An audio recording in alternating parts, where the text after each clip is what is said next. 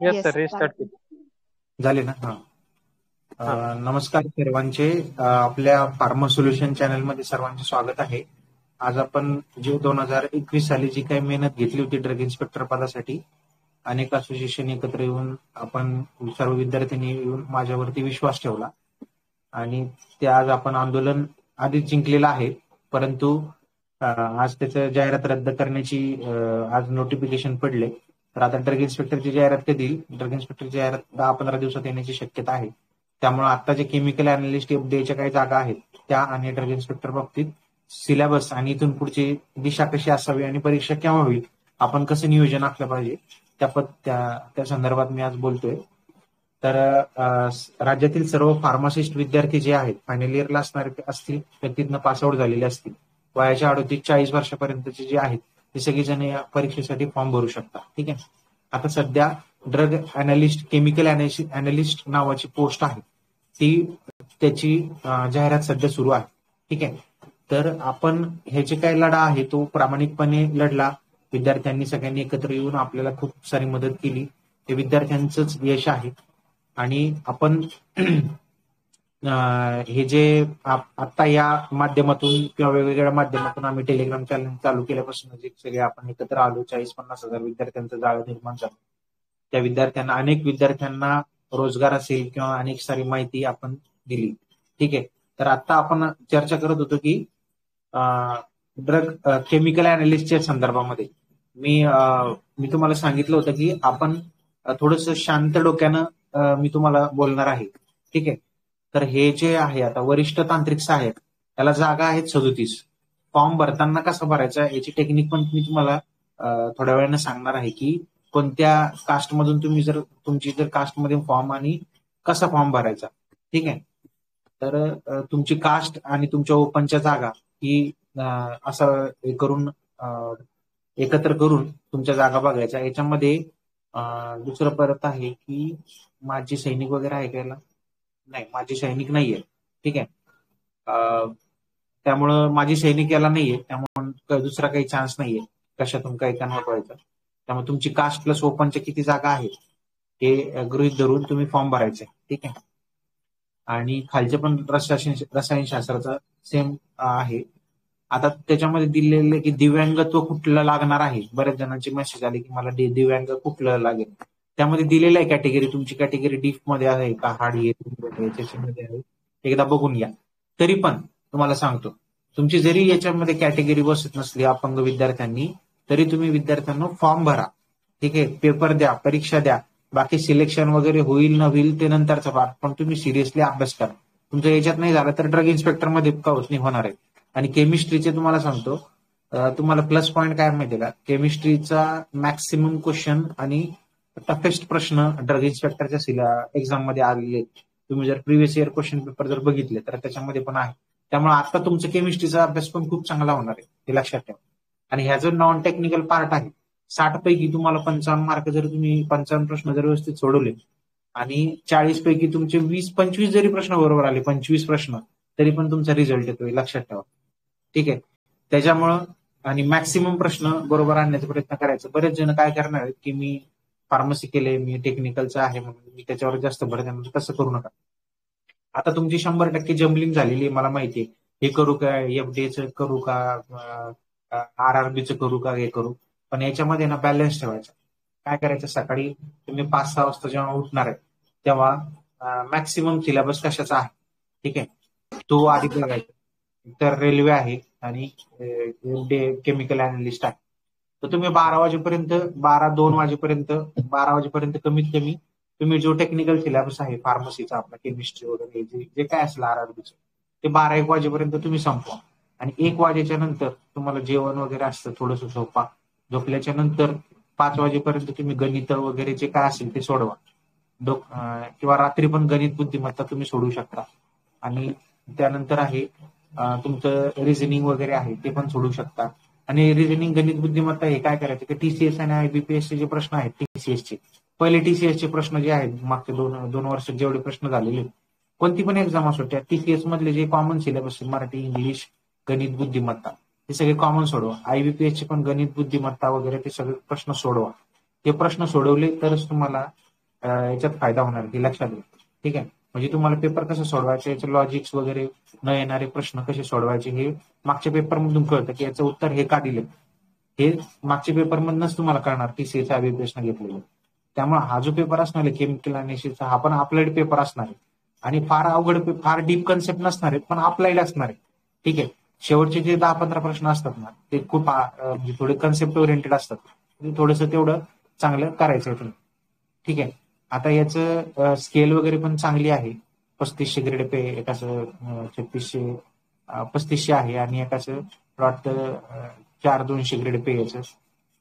ठीक आहे, दुसरं सिलेबसच्या बाबतीत आता तुम्ही म्हणता की फी वगैरे जास्त आहे, फी किती पण असू दे, फॉर्म भरा, पार्ट टाइम जॉब करा, फी फॉर्म भरा. ठीक आहे, नेक्स्ट तुम्हाला सिलेबसचं पेज, संपूर्ण माहिती पुस्तकं आता ओपन केली आहे, सगळ्यांनी ओपन करा.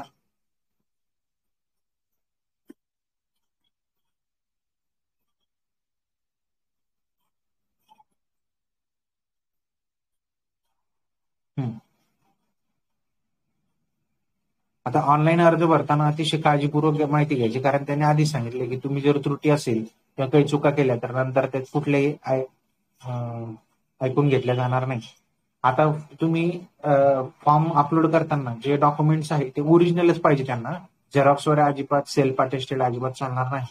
आता डॉक्युमेंट कुठले लागणार आहे तुम्हाला, तुम्हाला दहावीचे मार्कशीट वगैरे, बोर्ड सर्टिफिकेट असेल, 12वीचे असेल, त्यानंतर डिग्री डिप्लोमाची आहे, फायनल इयरची मार्कशीट वगैरे विचारलेली असेल, त्यानंतर रजिस्ट्रेशन सर्टिफिकेट, म्हणजे तुम्ही त्याला लायसन म्हणता, लायसन म्हणू नका, रजिस्ट्रेशन सर्टिफिकेट काउन्सिलचं, पीपीपी कार्ड असेल ते सगळं रिन्युअल केलेलं पाहिजे.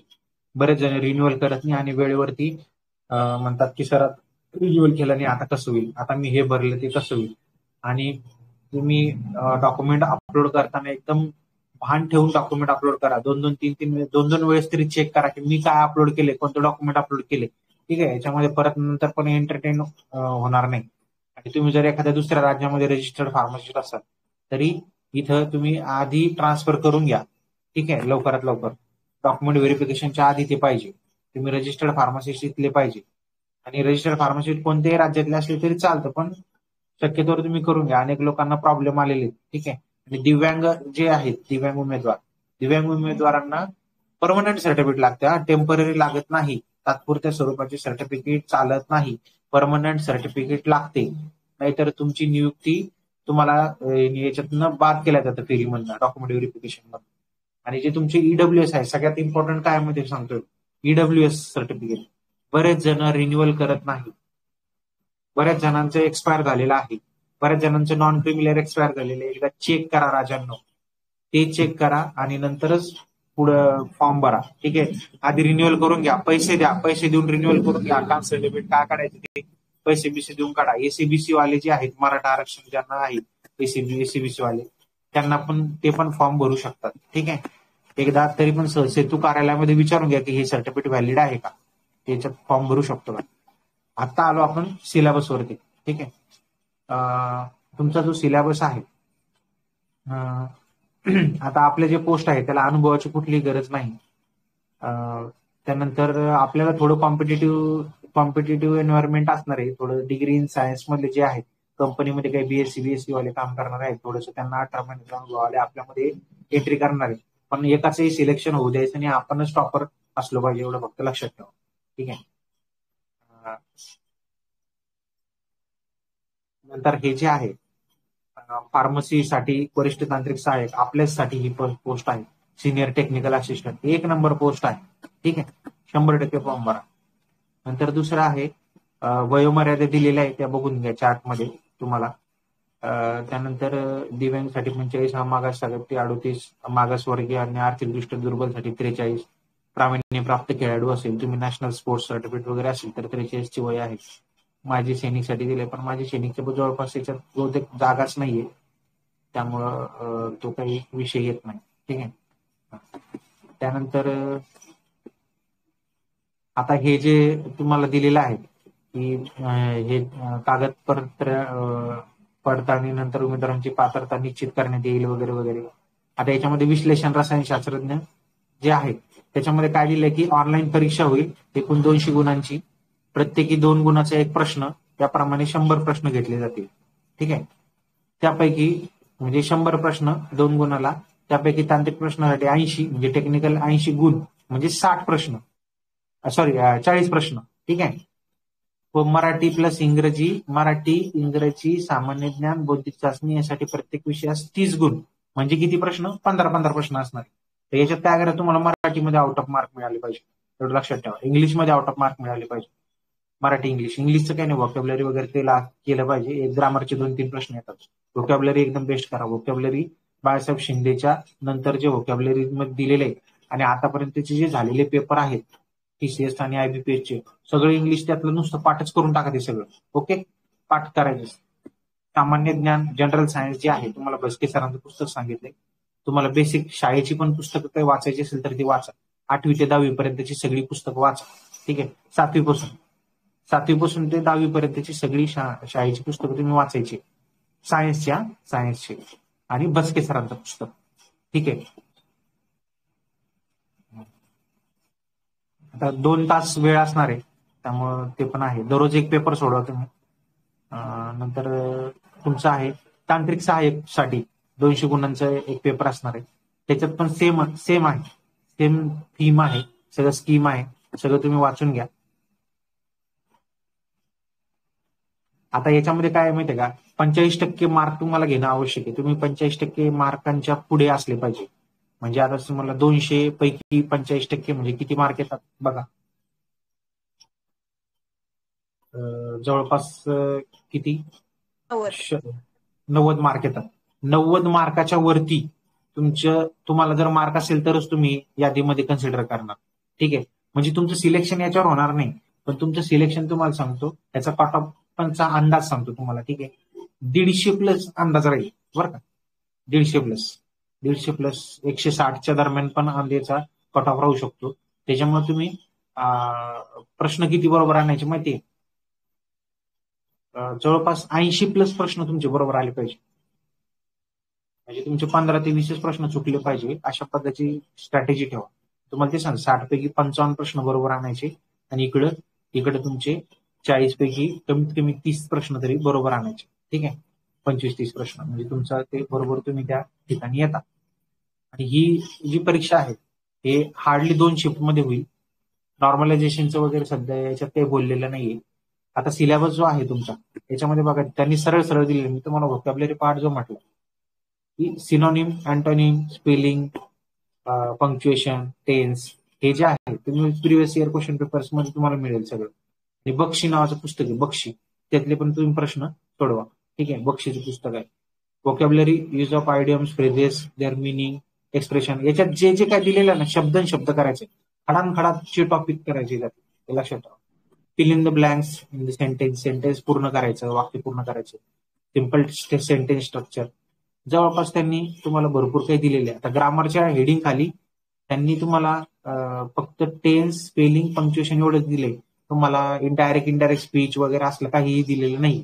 त्यामुळे हे व्यवस्थित बघा. तरी पण तुम्ही ते करून ठेवा, पण हे याच्यावरती जास्त फोकस करा, मॅक्स फोकस करायचा. आता जे मराठी आहे ते आउट ऑफ मार्क पाडायचे. मोरा वाळंबे पुस्तक पाठच करायचं, नुसतं पाठ करायचं बाबा. मोरा वाळंबे, बाळासाहेब शिंदे, समानार्थी शब्द, विरुद्धार्थी शब्द, 3-3, 4-4 वेळेस पुस्तक वाचून झालं पाहिजे. याच्यात आउट ऑफ मार्क घेतले तर लक आहे, कारण पोरं लय तगडे आहेत. एमपीएससी करणारे पोरं याच्यात उतरणार आहे, लक्षात ठेवा. जे फार्मसी करून एमपीएससी करणारे पोरं आहेत ते पोरं याच्यात उतरणार आहेत माझ्यासारखे. त्यामुळे तगडा अभ्यास करा. ठीक आहे. आता general knowledge, logical ability, paper language, Marathi in English, Marathi English दोन्ही याच्यामध्ये असेल. आता जे फार्मसी आहे ते आपलं याच्यामध्ये राहील, ते पण इंग्लिशमध्येच राहील. लक्षात ठेवा, ओनली इंग्लिशमध्ये राहील. करंट अफेअर्स सांगितलेलं आहे तुम्हाला. करंट अफेअर्स त्यांचं पुस्तक वापरायचं, अजित थोरबोले सरांचं पुस्तक वापरायचं, सिम्प्लिफाईड नावाचं. त्यातले फक्त फार जास्त काही करत बसायचे नाही, किंवा देवाजाधवर सरांचं दररोज करंट अफेअरचे व्हिडिओ आहेत दर महिन्याचे. आता करंट अफेअर कधीपासून बघायचे, जानेवारी मागच्या जून जुलैपासून बघा, मागच्या 2023च्या जून जुलैपासून बघा आतापर्यंत. कारण काय होतं की जुनं करंट अफेअर कधी कधी विचारलं जातं. आता हिस्ट्री वगैरे सिविक्स आहे त्याच्यावर फार जास्त वेळ मला वाटतं याच्यातच हेच करा तुम्ही, काय तात्याचा ठोकळा, भारतीय राज्यघटना. ओके. आणि थोडस तुम्हाला ल्युसेंट मध्ये जे हिस्ट्रीचा पार्ट आहे तेवढा करा फक्त. ठीक आहे. इंडियन कॉन्स्टिट्यूशन आणि शाळेची किंवा मग शाळेची पुस्तकं 8वी ते 12वी पर्यंतची सगळी शाळेची पुस्तकं तोंडपाठ करायची, तोंडपाठ. ठीक आहे. 8वी ते 12वी पर्यंतची. त्याच्यानंतर हिस्ट्रीसाठी आणि जिओग्राफीसाठी पण सेम शाळेची पुस्तक वाचायची किंवा मग तात्याचा ठोकळा वाचायचा, तेवढं कव्हर होऊन जाईल तुमचं. शाळेची पुस्तकं प्लस तात्याचं. इंडियन कॉन्स्टिट्यूशन जे आहे ते रंजन कोळंबे सरांचं पुस्तक आहे. तात्याच्या ठोकळ्यामध्ये थोडंसं कमी डाटा दिलाय. रंजन कोळंबे सरांच्या पुस्तकामध्ये तुम्ही करू शकता. आता त्याच्यामध्ये भरपूर दिलेले आहे. तर स्पेसिफिक पहिले जे 10 टॉपिक आहे ते खूप चांगले करा. आणि करंट अफेअर्स मधले जे काही न्यूज आहेत ते आर्टिकल वगैरे आलेले, राष्ट्रपती, पंतप्रधानांची निवडणूक वगैरे. आता पंतप्रधानांचं आता इलेक्शन होणार आहे. इलेक्शन कमिशन बद्दल प्रश्न विचारू शकतात, पंतप्रधानांबद्दल प्रश्न विचारतात, राष्ट्रपतींबद्दल, मुख्यमंत्र्यांबद्दल प्रश्न विचारते. त्याचे कलम बिलम शपथ बिपत सगळं पाठ करायचं, नुसतं चार्ट करायचे, समोर करायचे, दररोज तेच पाठ करायचे. टॉयलेटला बसल्यावर ब्रश करताना सगळे नुसतं पाठांतर करायचे. ठीक आहे. आता स्पोर्ट्स अँड कल्चर जे आहे ते याच्यात दिलेलं असतं करंट अफेअर्स मध्ये. आता राईट टू इन्फॉर्मेशन ऍक्ट जो आहे 2005चा, मी चॅनलला जर तुम्ही सर्च केलं फार्मा सोल्युशन वरती माहिती अधिकार असं जर सर्च केलं तर त्याच्या नोट्स वगैरे सगळं मिळून जातील तुम्हाला. इन्फॉर्मेशन टेक्नॉलॉजी जी आहे त्याची पण नोट्स मी टाकलेले आहेत. आता बेसिक अरिथमेटिक ऍप्टिट्यूड टेस्ट जी आहे हेच तुम्हाला काळ काम वेग या वगैरे कुठलेही गणिताचे ना जास्त डोकं लावायचे नाही. कुठलेही 5 टॉपिक जे आहेत नेहमी येणारे, ज्या टॉपिकवरती प्रश्न येतात ते तुम्ही प्रिव्हियस इयर क्वेश्चन पेपर काढल्यानंतर येतात, ते 5 टॉपिक एकदम परफेक्ट करायचे. 5च्या वर एक बी टॉपिक करू नका. कारण काय होतं सांगतो, तुम्ही जास्त गणित सोडवायला गेले की तुमचे प्रश्न चुकणार. प्रॉफिट लॉस, काळ काम याच्यावरती फिक्स प्रश्न असतात. ठीक आहे. टाइम अँड वर्क आणि अजून बोट वगैरे असते ते त्याच्यावरती प्रश्न असतात. आता मॅथमॅटिक्स मध्ये न्यूमेरिकल अल्जेब्रा, जॉमेट्री, स्टॅटिस्टिक्स अजिबात जास्त डोकं लावायचे नाही. ठीक आहे. प्रिव्हियस इयर क्वेश्चन पेपर्स मध्ये जे आलेले आहेत तेवढेच प्रश्न सोडवा, याच्यापेक्षा जास्तीत जास्त डोकं लावायचे नाही. राहिले chemistry, analytical chemistry, instrumental chemistry. तुम्ही जे डिग्रीला पुस्तक वाचले, आता प्रत्येकानं वेगवेगळे पुस्तक वापरलेले डिग्रीला, पण स्टँडर्ड पुस्तक जी भालान भाल आहे केमिस्ट्रीचं वगैरे, आम्ही ते पुस्तक वापरलं होतं त्या डिग्रीला असताना. इन्स्ट्रुमेंटल केमिस्ट्री पण आहे, मी वाटलं तर ग्रुपवर टाकेल ते विचारून कोणाला तरी. अॅनालिटिकल केमिस्ट्री पण आहे. नंतर मायक्रोबायोलॉजी तुम्हाला माहिती असेल, तुमच्याकडे पुस्तक आहे. बायोकेमिस्ट्रीचं सत्यनारायण वापरायचं, त्याच्या बाहेर काहीच करायचं नाही. ठीक आहे.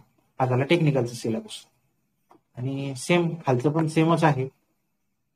Instrumental chemistry, analytical same syllabus आहे. बायोलॉजी फक्त ऍड केलेला, तो बायोलॉजी पण तुम्ही त्या बस्तीमधून करून घ्या. आता बायोलॉजी कोणता जवळपास तुम्हाला बॉटनी वगैरे काही विचारणार नाही, तुम्हाला सांगतो. तुम्हाला हा विचारतील काय, मॅक्सिमम तुम्हाला झुलॉजीवरतीच प्रश्न विचारले झाला. आणि अॅनालिस्ट ही जी पोस्ट आहे, जर ड्रगची अॅनालिस्ट असेल तर मग थोडं क्रूड ड्रग, थोडं फार्माकोग्नोसिसच्या टाईप पण काही ड्रगचं वगैरे येणार, काय माहिती, बायोलॉजिकल नियम वगैरे अशा काही गोष्टी येतात, ते लक्षात ठेवा. त्याच्यानंतर प्रकल्पग्रस्तासाठी वगैरे आरक्षण आहे का ते पण बघून घ्या, ते पण अपडेटेड पाहिजे. आणि फेक वगैरे कुठलेही लावू नका, निवड प्रक्रियेतून बाहेर पडतो आपण. आता यांना नियुक्ती कुठे मिळेल, वरिष्ठ त्यानंतर निवड झालेल्या उमेदवार महाराष्ट्र कोणतेही अन्न व औषध प्रशासन मध्ये नियुक्ती दिली येईल. ठीक आहे. नंतर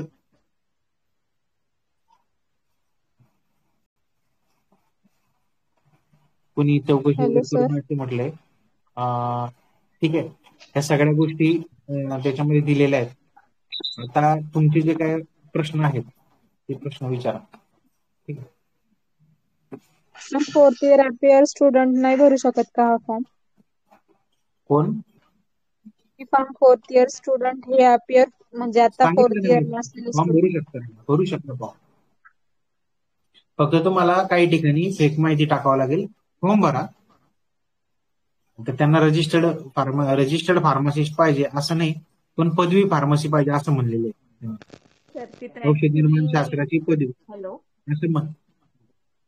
हॅलो हा सर, फॉर्म भरताना मी आज फिल करत होते फॉर्म, तर तिथे लास्ट इयरचे जे मार्क्स विचारतायत. म्हणजे ते विचारतात की तुमचं लास्ट इयर नाही पण बी फार्म मार्कशीट विचारतायत आणि टोटल मार्क्स विचारतायत आणि मॅक्झिमम मार्क्स विचारतायत. तर माझा असा डाऊट होता की आपलं जे डिग्रीला असतं ते पॉइंटर असतं, जसं की माझं 8.85 आहे.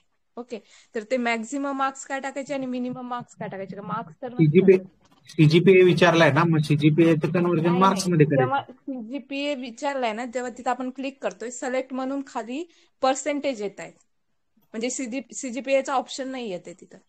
तेच म्हणतोय, तुमचे जे 8.9 आहे ते कुठल्या तरी पर्सेंटेज मध्ये असेल ना, त्याचा फॉर्म्युला असेल ना पर्सेंटेज मध्ये कन्वर्ट करायचं, तेवढे पर्सेंटेज टाकायचे. तुम्ही आता पर्सेंटेज ते जरी टाकले तरी अडचण नाहीये, कारण तुमचं पॉइंटर आहे ते नंतर लक्षात येतं, काही विषय नाही. आणि सर लास्ट आपला जो डिग्रीवर जो पॉइंटर येतो तो लास्ट 4 सेमिस्टरचा मिळून येतो, तो वाला टाकायचा का लास्ट सेमिस्टरचा, जेव्हा जसं की सेमिस्टर 8 आहे त्याचा टाकायचा? फायनल इयर मार्कशीट जी असते, फायनल हा, इयरची मार्कशीट शेवटच्या सेमची ती टाकायची. ओके ओके, ठीक आहे. नेक्स्ट काय करतो? 7th सेम वाल्यांना भरता नाही येणार ना तसं तर? हे बघा, मी तुम्हाला काय सांगतोय, फॉर्म भरा, टाका की काही पण 0.7.9 89% वगैरे, परीक्षा द्या. का म्हणतोय, परीक्षा दिल्यानंतर आपल्याला जो सराव होतो, अनुभव येतो, तो वेगळा असतो. ठीक आहे, म्हणजे त्याच्यातनं तुम्हाला 100% फायदा होईल. परीक्षा दिल्यानंतर एक्सपिरियन्स येतो, नंतर कधीतरी ड्रग इन्स्पेक्टर किंवा केमिकल अनालिस्टची परत जर जाहिरात आली तर त्यावेळेस तुम्हाला त्याचा नक्की फायदा होईल. म्हणून मी म्हणतोय तुम्ही अभ्यास करा आतापासून. जर तुम्ही अभ्यास केला तर तुमचं सिलेक्शन 1.5-2 वर्षानंतर होतं, हे लक्षात ठेवा. मी असं का बोलतोय, कारण अभ्यासाची प्रक्रिया खूप लेंदी आहे. ती इतक्या कमी स्पॅन मध्ये सिलेक्शन होणं खूप कमी लोकांचं होतं, मोजके असतात 5-10%.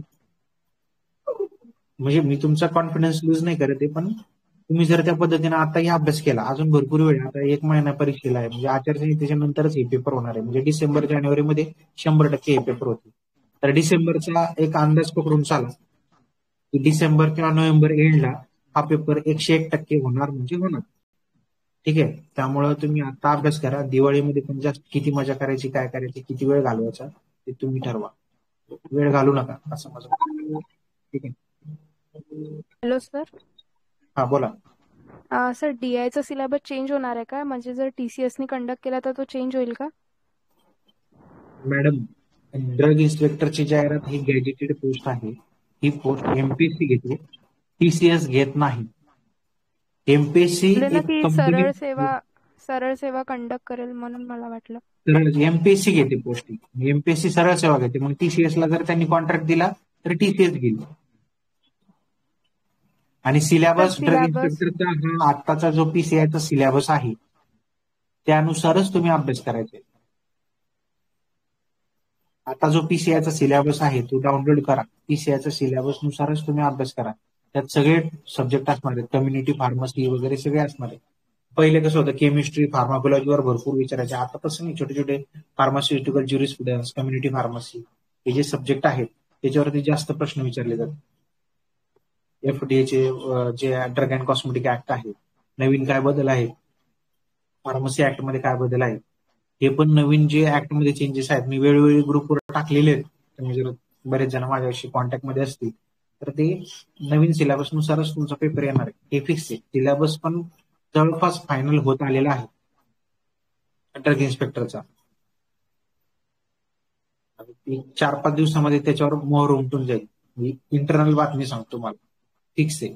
आणि आताचा जो करंटचा पीसीआयचा सिलेबस आहे त्यानुसारच सिलेबस असणार आहे. सिलेबस मध्ये बदल होतील, पण तोपर्यंत आपण काय करत होतो, 2015च्या सिलेबस नुसार अभ्यास करत होतो. ठीक आहे, ही पण एक गोष्ट सांगायची तुम्हाला. ठीक आहे, नेक्स्ट. आपले काही डाऊट्स आहेत का? नमस्कार सर. हा बोला. आमच्यामध्ये निगेटिव्ह सिस्टीम आहे का मार्किंग? कशामध्ये? याच्यात नाहीये. हे जे आहे ना, याच्यामध्ये जे एफडीए अनालिस्ट आहे, केमिकल अनालिस्ट पोस्ट आहे, त्याच्यात निगेटिव्ह मार्किंग नाहीये. पण ड्रग इन्स्पेक्टरच्या परीक्षेमध्ये निगेटिव्ह मार्किंग असणार आहे, 1/4 असेल. ठीक आहे, 1/4 निगेटिव्ह. 4 प्रश्नाला 1 प्रश्न मायनस होतो. Hello sir. ठीक. हा बोला. 87 जागांचं जे मागणीपत्र रद्द केलंय, आता नव्याने किती जागांचं हे जाहिरात येऊ 117 शकते? जागांची मागणी आहे शासनाची.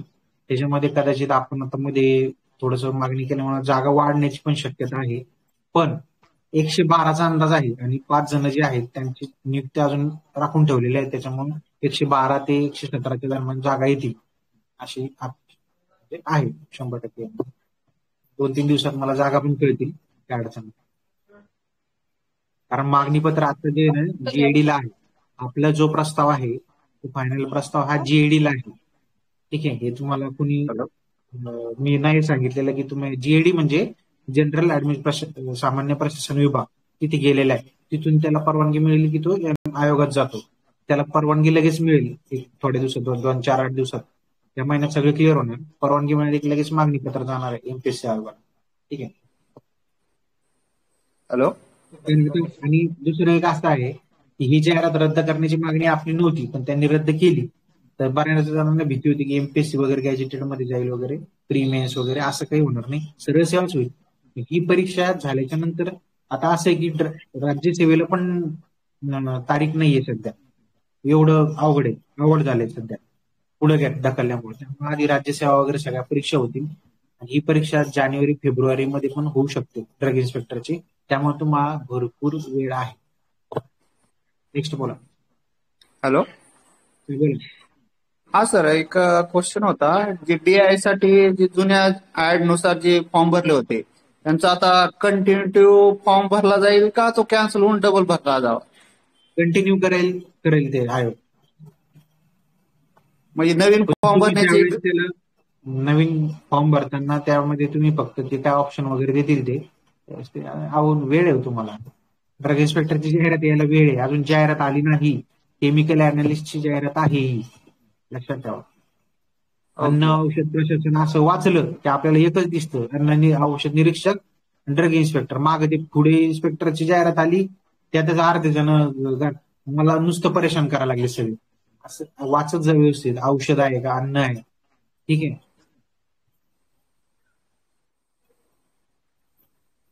आणि तुम्ही टेलिग्रामवर टाकलेली प्रत्येक माहिती बारकाईने वाचत जा. आपण सेशन घेतोय, आपल्या पूजा मॅडम आहेत, या सगळे आजच्या भाग्यश्री मॅडम आहेत, हर्षल सर आहेत. दररोज नव्यानं वेगवेगळे टॉपिक घ्या, तुमचाच अभ्यास होईल ना फ्री मध्ये. तुम्ही इकडे तिकडे कोचिंग क्लासेस लावता, तिकडे पैसे देता, एकच व्यक्ती तुम्हाला 17 सब्जेक्ट शिकवतो, कोणतरी काहीतरी घेते. अजिबात तसं करू नका. कोणीतरी पैसे घेऊन करते. पैसे तुम्हाला सांगतो, कोचिंग क्लासमध्ये अजिबात फायदा नाही. सेल्फ स्टडी करा, डिस्कस करा. फार्मा सोल्युशन डिस्कशन नावाचं प्लॅटफॉर्म मी तयार केलाय. डिस्कस करा, प्रश्न टाका, काउंटर हे करा. फक्त एवढंच आहे की एकमेकांना टीका करू नका, चुकलं म्हणून त्याला हे करू नका. त्याला का चुकलं त्याचं एक्सप्लेनेशन द्या, अनालिसिस करा, प्रश्न अनालिसिस करा. त्याचं एक प्रश्न आहे त्याचं अनालिसिस करा. ते अनालिसिस म्हणजे काय, 4 ऑप्शनचं ह्या ऑप्शन का दिला, तो ऑप्शन का दिला, किंवा ती कन्सेप्ट आहे त्या कन्सेप्टचे इन डिटेल तुम्ही ग्रुपला टाका. शेअर करायला शिका. म्हणजे जोपर्यंत तुम्ही चर्चा करणार नाही तोपर्यंत तुम्हाला स्वतःला पण कॉन्फिडन्स येणार नाही की माझा अभ्यास कुठपर्यंत आलाय. आणि स्वतःला चेक करत राहिलं पाहिजे ना की आपण अभ्यास योग्य दिशेने करतो की नाही. नेक्स्ट. हॅलो. हा बोला. हा सर, तो त्यात द्रव्य विश्लेषणचा अनुभव वगैरे दिलाय किमान 18 महिन्यांचा. तर तो अनुभव नेमकं फार्मा इंडस्ट्रीजचा आहे का नेमकं दुसरा? तुम्ही डिग्री केली का? हो, पोस्ट त्याच्यात कुठं अनुभव लिहिलाय? अनुभव नाहीच ना साहेब, ते दुसऱ्या सायन्स डिग्रीला आहे अनुभव. Okay okay sir. त्याला अनुभव नाही. आता अनुभव बिनुभव सगळं काढून टाकलंय. फक्त आता महानगरपालिकेचा अनुभव राहिलाय. ते तुम्ही विद्यार्थ्यांनी जर मनावर घेतलं तर महानगरपालिकेच्या तुम्हाला कमीत कमी 150 ते 200 जागा येणार आहेत. शहरामध्ये राहायला भेटते, सगळं एकदम भारी पोस्ट आहे.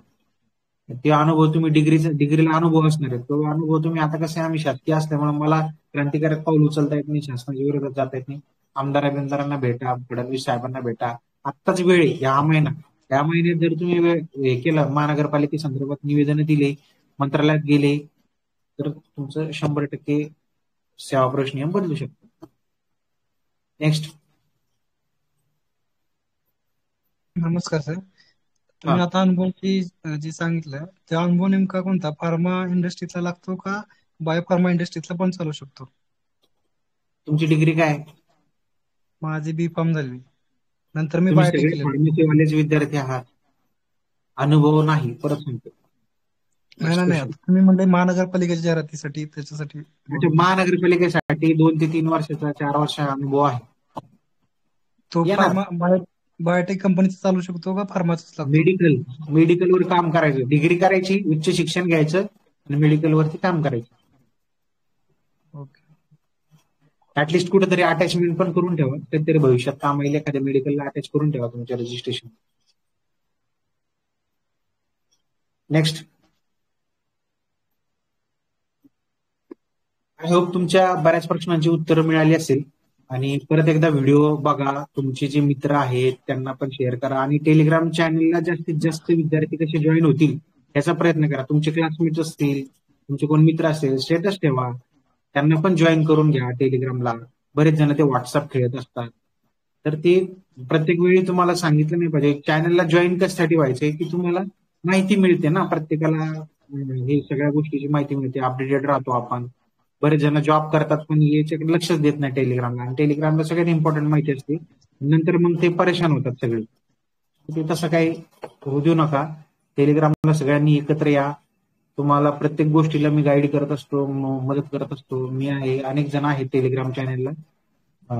तुम्हाला माहिती मिळेल ना, कोणाचंही चॅनल जॉईन करा, काही अडचण नाही. माझंच केलं पाहिजे असं नाही, माहिती मिळते 100%.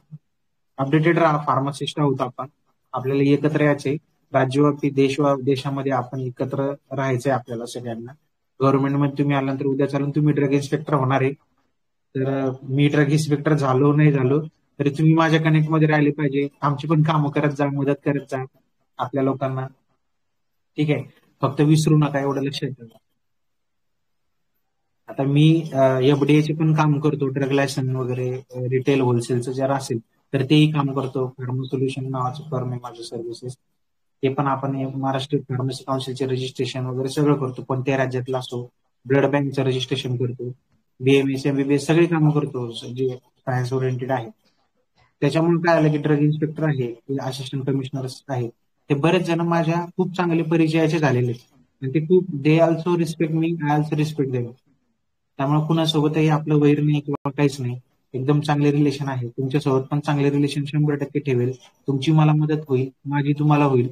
एकमेकांना मदत करायची आणि मग पुढे जायचं. ठीक आहे. अजून काय प्रश्न आहे का? सध्या मी फार्मसी ऑफिसर म्हणून DMER government medical college and hospital Baramati येथे जॉईन आहे. ठीक आहे, म्हणजे गव्हर्नमेंट फार्मासिस्ट पण आहे आणि बाकी हे सगळे तुमचं प्रपंच वगैरे सांभाळतोय. बऱ्याच टास्क असतात, एकदम इमिजिएट सगळ्या गोष्टी जमत नाही. आता तुम्ही फॉर्म भरताना बिनधास्त भरा. मी फॉर्म भरण्याच्या आधी मुद्दाम 4-5 दिवस लेट भरायला सांगतो, कारण एरर वगैरे येतात. तर शांत डोक्याने फॉर्म भरा. ठीक आहे, अनुभव आहे का नाही, नो करा, यस करा. तुम्हाला असेल तर लिहा, नो असेल तर नो करा. ठीक आहे, अनुभवाची फार जास्त हे काही, याला काही मुलाखत वगैरे नसणार आहे, प्रेफरन्स वगैरे अजिबात नसणार आहे. तुमचे मार्क हेच तुमचं कट ऑफ असणार. त्यामुळे 160 प्लस मार्क, 170चं टार्गेट ठेवा मार्क पडवण्याचं. डोळ्यासमोर 170 करून ठेवा. ठीक आहे, स्टे मोटिवेटेड. आणि आपल्या आई वडिलांची स्वप्न पूर्ण करण्याची वेळ आली, खूप चांगली संधी. आपण एवढ्या गरीब घरातून आलो, शेतकरी कुटुंबातून आलेलो आहे, आपल्याला आता वर जायचे. अनेक घरी अडचणी आहेत, त्या आपल्याशिवाय सॉल्व्ह होणार नाही.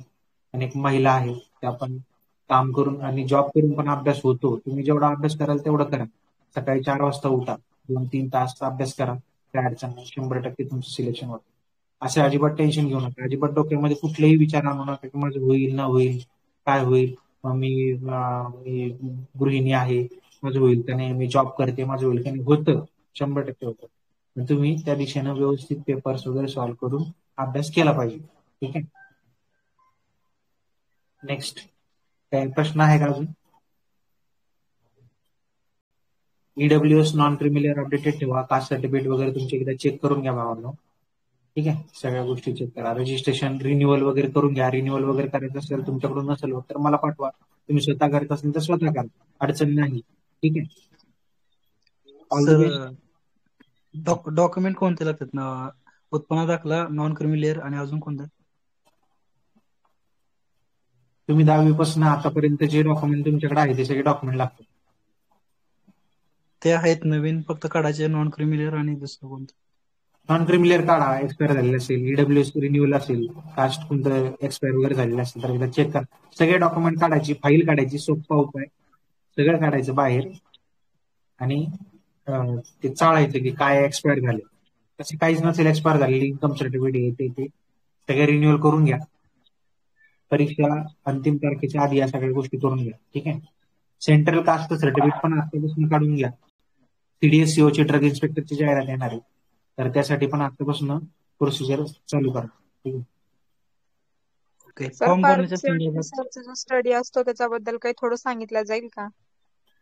कशाबद्दल? फार्मसी ऑफिसर साठी. हो, दररोज फार्मा सोल्युशन डिस्कशन, मी दररोज फार्मा सोल्युशन नावाचे टेलिग्राम चॅनल आहे, त्याच्यावरती दररोज लिंक टाकतो. ही फार्मा सोल्युशन डिस्कशन नावाचं एक चॅनल आहे, परत डिस्कशन ग्रुप आहे, त्याच्यावरती तुम्ही जॉईन होऊ शकता. दररोज 8 वाजता 8 वाजता चालू आपलं सेशन असतं. रेकॉर्डेड सेशन पण असतं. मी रेकॉर्डेड सेशन पण युट्यूबला टाकायचं, पण ते रेकॉर्डेड सेशनवरती डिपेंड राहू नका. लाईव्ह लेक्चरमध्ये जे आपण करंट असतो ते सगळं डोळ्यासमोर असतो आणि एक टॉपिक घ्या, डिवाइड करा. तुम्हीच तुमचा एकमेकांचा अभ्यास घ्या. आपले इथे विद्यार्थी काय करतात, पूजा मॅडम असतील, हर्षल सर असतील, रागेश्री मॅडम असतील, अजून काही 2-4 विद्यार्थी आहेत, ते काय करतात, ते दररोज टॉपिक सांगतात की उद्या कुठला टॉपिक होणार आहे, त्यावरती प्रिपरेशन करतात, ते अभ्यास करतात, प्रश्न सोडवतात आणि तुम्हाला त्याच्याबद्दल माहिती सांगतात. मग त्यात तुम्ही ऍडिशनल माहिती काय असेल तर ती सांगायची. डिस्कशन प्लॅटफॉर्म आहे. ठीक आहे. कुठे टीचिंग नाही, शिक्षक नाही याच्यामध्ये कोणी, त्यामुळे डिस्कशन क्लास तुम्ही जॉईन करा आणि फ्री आहे ते. सर हे हॉस्पिटलमध्येच वर्क असतं का? काय? फार्मसी ऑफिसरचं वर्क हे हॉस्पिटलमध्येच असतं का? हो, आपलं औषध, आपण कशावरती काम करतो, औषधावरती, औषध गोळ्यांवरतीच काम करायचं आपल्याला. ठीक आहे सर, थँक्यू. नेक्स्ट काय आहे क्वेश्चन कोणाचा? आय होप सर्वांचे प्रश्न संपले आणि थँक्यू व्हेरी मच. आपल्या ज्या ड्रग इन्स्पेक्टरचं आंदोलन आहे तेव्हापासून आपण जोडून राहिला, माझ्यावरती विश्वास ठेवला. आपण सगळे प्रामाणिकपणे काम करू, प्रामाणिकपणे पुढे जाऊ. आणि हे बघा, सोशल मीडियावरती अनेक फेक चॅनल्स आहेत, अनेक फेक कोणी लोक आहेत, किंवा म्हणजे असं म्हणजे कोणी पण काय पण गायडन्स करते युट्यूबला वगैरे, इकडे तिकडे, इंस्टा. ऑथेंटिक जे आहेत ना तिथे तुम्ही फॉलो करा. 1760 चॅनल जॉईन करून एकाच ठिकाणी कुठतरी राहा. ठीक आहे. मग तेच फॉलो करा व्यवस्थित. ठीक आहे. मग तुम्ही कसंही करा, पेड करा, कसंही करा, पण तुम्ही ते व्यवस्थित फॉलो करा. तुमचं सिलेक्शन होणं महत्वाचं आहे. तुमचं सिलेक्शन झालं तर मलाही समाधान भेटेल, तुम्ही माझे उद्याचे हक्काची माणसं होणार आहे, हे लक्षात ठेवा. प्रशासनामध्ये या, खूप चांगली संधी आहे, अशी संधी परत येणार नाही. जॉब वगैरे अजिबात सोडू नका. पार्ट टाइम जॉब करा, मेडिकलवर वगैरे कुठेतरी. जॉब पूर्णपणे सोडू नका. अभ्यास होतो 100%. कंटिन्यू कानात हेडफोन असले पाहिजे, नोट्स असल्या पाहिजे. ट्रॅव्हलिंग करत असताना असेल, कुठे असेल, ऑफिसमध्ये थोडा वेळ जरी मिळाला तरी कंटिन्यू तेच करायचं. उगाच ते स्टेटस बिटस इंस्टा सगळं बंद करून टाकायचं. आता कोणतरी बोला. हॅलो सर, फॉर्म भरण्याच्या संदर्भात तुम्ही अगोदर माहिती दिली काय, त्यानंतर देणार असेल तर काय माहिती मिळेल? काय फॉर्म भरण्याच्या संदर्भात? फॉर्म भरा ना. आता फॉर्म चालू करा, लिंक वगैरे टाकलेली आहे. डॉक्युमेंट व्यवस्थित भरा, माहिती व्यवस्थित भरा. 2 वेळेस आधी चेक करा की मी व्यवस्थित करेक्ट माहिती भरली का नाही. आणि हा व्हिडिओ जो आहे त्याचं रेकॉर्डिंग मी केलेलं आहे, ते युट्यूबला टाकतोय. आपले जे मित्र आहेत किंवा ज्यांना खरोखर डाऊट आहेत परीक्षेच्या संदर्भामध्ये, कसा अभ्यास करायचा, प्रश्न कोणते सोडवायचे, प्रिव्हियस इयर काय स्ट्रॅटेजी ठेवली पाहिजे, हे सगळं मी या व्हिडिओमध्ये सांगितलंय. तुम्ही आता युट्यूब चॅनलला मी टाकणार ते व्हिडिओ, आणि तुम्ही तो बघा, शेअर करा सगळ्यांना. ठीक आहे. बघा, तुम्ही सबस्क्राईब नाही केलं तरी चालेल, पण व्हिडिओ बघा. कधी कधी त्यामुळे रेकॉर्डेड व्हिडिओ युट्यूबवर टाकले तर ते ऍक्सेसिबल राहतात, ते थोडे विनंती. ठीक आहे. हर्षल सर करतायत रेकॉर्डिंग, आजपासून पण अजून कंटिन्यू करतील. डिस्कशन आहे ते पण टाकायचं ग्रुपला. तर तुम्ही ते सिरियसली करा. टाइमपास अजिबात करू नका. जे आता जे मोटिवेशन तुमच्यामध्ये आहे, जे तुम्हाला करण्याची इच्छा आहे, ती शेवटपर्यंत ठेवा. आणि हे 5-6 महिन्यापर्यंत कंटिन्यू राहिली पाहिजे. परीक्षेच्या शेवटच्या क्षणापर्यंत ही ऊर्जा तुमच्यामध्ये असली पाहिजे. नाहीतर काही जण काय करतात, आता करतात महिनाभर, पुन्हा इलेक्शन आलं की इलेक्शनच्या बातम्या इकडे तिकडे कुठतरी भटकून जाणार, दिवाळीत भटकून जाणार. तुम्ही ठीक जाणार. तुमचा माइंड स्टेबल असला पाहिजे, तुमचा फोकस असले पाहिजे की मला हे करायचंय, हे व्यवस्थित करायचंय, मला बॅलन्स करायचंय, माझ्यासमोर येणाऱ्या ज्या परीक्षा आहेत मला क्रॅक करायचंय. हॅलो सर, बेसिक कोणते पुस्तक वाचायचे? सांगितलं ना मी, फक्त डिग्रीचा सिलेबस करायचा, डिग्रीच्या पुस्तक वाचायचे. पीसीआय पॅटर्न ना, ईसीआय काउन्सिल ऑफ इंडियाचा सिलेबस, तेच आपलं गुरु सध्या तरी. आणि जे एफडीआय केमिकल अनालिस्टचे आहेत त्याच्या जे आहेत आणि सर पीवायक्यू अनालिसिसचे क्वेश्चन पेपर घेतलेलं जमून का मागचे झाल्यावर? ते नंतर घेऊ. सध्या सेशन्स कंटिन्यू करा, हळूहळू करतील. तुम्हीच एकमेकांना सपोर्ट करायचा आहे. ठीक आहे. ओके. नंतर आपण टीसीएसचे वगैरे पण पेपर घेऊ वाटत. हळूहळू सिलेबस पूर्ण आधी करा. सिलेबस पूर्ण झाल्याशिवाय काही गोष्टी करता येत नसतात. तोपर्यंत तुम्ही प्रश्न सोडवत राहा. ठीक आहे. आय होप सर्वांना समजलं असेल. काही प्रश्न आहे, काही सजेशन आहे का हर्षल सर?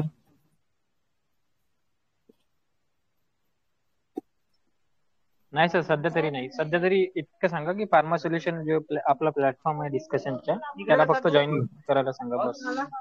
बाकी काही नाही. म्हणजे कंटिन्युटी ठेवायला सांगा सगळ्यांना. नक्की नक्की, शुअर.